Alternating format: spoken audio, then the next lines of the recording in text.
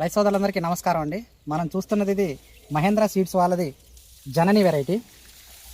ఒకసారి చూడండి, ఇది మార్చి నెలలో ఎట్లుందో చూడండి. తోట మొత్తం పండి చెట్లు కాయలు చెట్టు మీదనే మొత్తం ఆరిపోయినాయి. అసలే మీకు ఆరిపోయినాక కూడా ఎక్కడ కూడా ఒక తాలుగాయ కానీ మచ్చ కానీ ఏది కూడా లేదు. చూడండి ఎంత దగ్గర కాపో చూడండి. సన్నగా ఎట్లున్నాయి చూడండి కాయలు. ఒరిజినల్ తేజాల బొద్ది ఇది. చూడండి జెండా పాట కూడా పోయింది. ఆల్రెడీ రైతు ఒక దమ్ ఏరిండు, అప్పుడు ఒక 10 క్వింటాలు అయినాయి. ఇది మొత్తం కలిపి ఎకరం 18 గుంటలో 20 గుంటలో ఉంటుంది. ఇది అప్పుడు ఎకరానికి 10 క్వింటాల చొప్పున ఏరి అమ్మిండు. ఇప్పుడు చూడండి, ఇప్పుడు ఒకేసారి ఎటే టైము 35 క్వింటాలు చిల్లర వెళ్తాయి.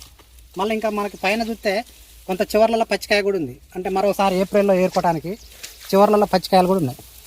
చూడండి పచ్చికాయలు కూడా చూడండి, గుత్తులు యూనిఫామ్గా ఒక్కటే తీరుగా. కింద మనకి పండ్లు ఏదైతే సైజు ఉన్నాయో పైన పచ్చికాయలు కూడా అదే సైజు ఉన్నాయి.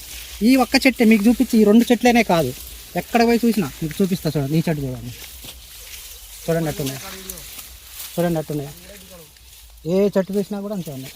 చూడండి పని కాదు అసలు. ఇది చెట్టు అయితే కింద చూడండి, బాబా ఎట్టున్నాయి చూడండి బాబా. ఇది చూడండి చిన్న మండలు పోతాయి. ఓకే చూడండి మండది ఇచ్చాను పండ్లు అవుతుంది. ఇక ఒక దాంట్లో ఒకటి అల్లుకుపోయింది. అసలు ఒక దాంట్లో ఒకటి అల్లుకుపోయి ఓకే ఎట్లున్నాయి చూడండి అల్లుకుపోయి. ఈ పైన రెండో స్టెప్ గొడుగు చూడండి, రెండో స్టెప్. దీనికి పచ్చికాయలు చూడండి ఎట్టున్నాయి. మళ్ళీ ఈ మార్చిలో కూడా పచ్చికాయలు ఉన్నాయి. ఇంకా చూడండి ఏ చెట్టు చూసినా అంతే.